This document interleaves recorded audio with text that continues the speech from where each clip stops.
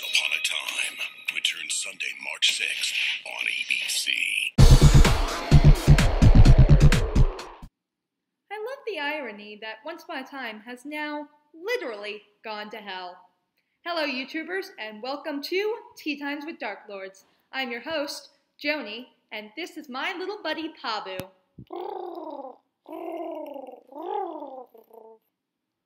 Okay. Today we're going to be talking about Once Upon a Time Season 5B. Oh boy, I can already see the dislikes piling in. Look, I used to be a oncer. I loved the show in its first season, and to this day I still think it kind of holds up. But it should have ended there. The show began to deteriorate after that. Yet, I stayed faithful, clinging on to those moments where the interesting character work and intriguing plotlines shone through, even if they were few and far between. It was only during the final episode of the season 5A that the show finally went from my guilty pleasure show to one I couldn't bear to watch. But I do it for you guys. I'll do my best to review each and every episode as they come out with a fair and critical eye. But before we can do that, we have to watch the trailer. But first, a little information on the season itself. If you've been following the show, you'll know that, spoiler alert, Hook dies. Oh, but don't be distressed. Emma is totally going to save him, and she'll obviously succeed because this show is worse at permanently killing off characters than Stephen Moffat. Oh, and Rumpel is evil again. For no reason other than the status quo is God. In Hell, we'll be meeting Hades, Hercules, and Megara.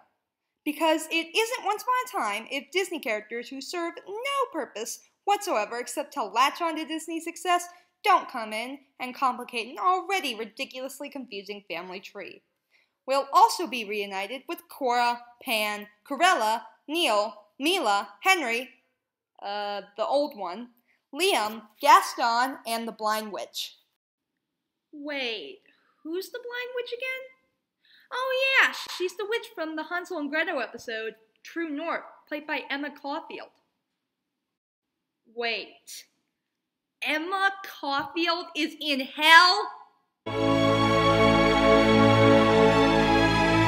I hate you. There's a rumor going around that Robin might die this season because the actor wants to leave. To which I say, bring it on! Robin is a bland character, just there to prove that this show thinks that the only way a woman can be happy is with a man.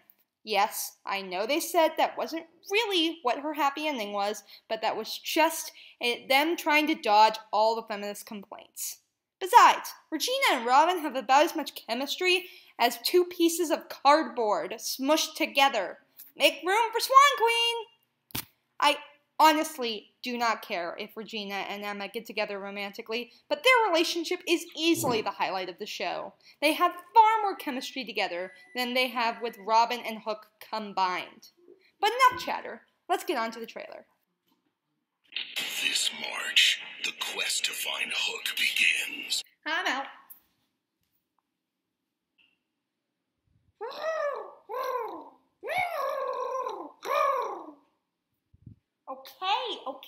Okay, jeez. Watch your mouth. There are children watching this. Maybe. I honestly am just praying that somebody is watching this. Oh, BTW, don't forget to subscribe! Click it! Click it! Why aren't you clicking it? There are forces at play here beyond your understanding. Ugh! The clips! They're moving too fast for my brain to process!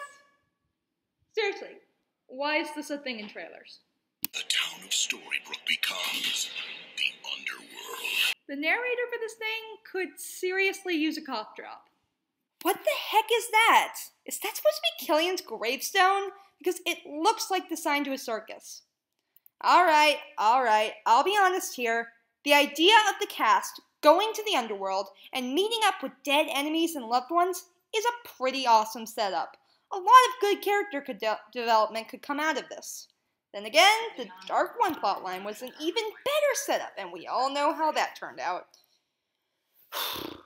Another time, another video. I'm interested to see Emma's confrontation with Neil. I'm hoping it'll make for an interesting emotional conflict for Emma about loss and help her work past her fear of connections, or possibly drive her deeper into them. But I have a feeling he's just there to rekindle the dumb love triangle with Hook. They also released a 100th episode trailer, as the mid-season premiere is the 100th episode of the show. It's basically a 7-minute clip show. It's a cheap and lazy way to market the coming episode. There was no thought put into it whatsoever. Kind of like the writing for the show. Watching this clip show didn't make me excited at all. Honestly, it just reminded me how terrible the effects for this thing are. Seriously, they keep flaunting these effects around like they're incredibly epic, when, in reality, they suck. This show's constant use of terrible effects baffles me. Almost every set in Fairy Tale Land is constructed by CGI. An article released in 2013 says that the show cost $4 to $5 million. You think some of that money could go to building a few sets, or at least a slightly better special effects team, because it's clearly not going to the writing. Another thing this show likes to flaunt around is its villains, which I just realized. Most of their costumes are awful. The Snow Queen and Peter Pan are actually okay, albeit a bit bland, and I really like the Blind Witch's costume, though maybe that's just because it's Emma flipping Caulfield. Seriously, Once Upon a Time, are you trying to ruin my childhood? But most of them are terrible. The Evil Queen's headband thing is laughable. Ursula's CG tentacles look more like noodles in a badly animated cartoon, and I'm fairly certain I saw King Arthur's costume at Party City. And don't even get me started on Selena's makeup job. I mean, what works in a cartoon doesn't always work in real life. Take, for example, our new villain, Hades. Sorry. I'm sorry. What the hell am I looking at? Is he supposed to be threatening? Because it looks like Caesar Flickerman had a baby with a deformed Muppet and then set its hair on fire. Also, are we not going to talk about the fact that they used the first clip twice?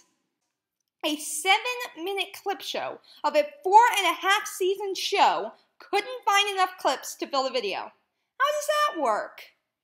Whoever put this together cares about as much about Once Upon a Time as I do. Then we get a full minute of people kissing. Yes, after dozens of clips of action, magic, and sorta epic adventures, the clip show decides to take a break and watch people kissing.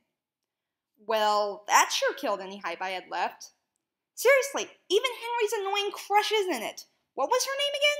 Oh, right, doesn't matter because she's just a cliche plot point that has as much personality as cardboard.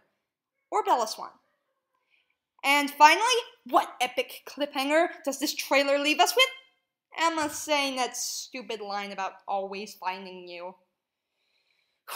Yeah, because that hasn't gotten old yet. The only good part about this clip show is Rumple's shock face. Everything else from season 1 makes me miss the good old days when the show was, well, good. This video's getting kinda long, so I'm gonna wrap this up quick. Thanks for watching. If you like what you see, then stay tuned for more, as I'll be reviewing the new Once Upon a Time episodes and much more. Until then, this has been Tea Times with Dark Lords. I'm Joni.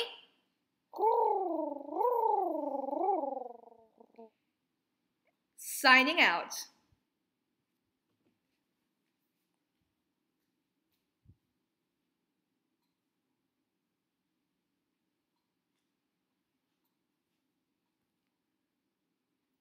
Why are you still here?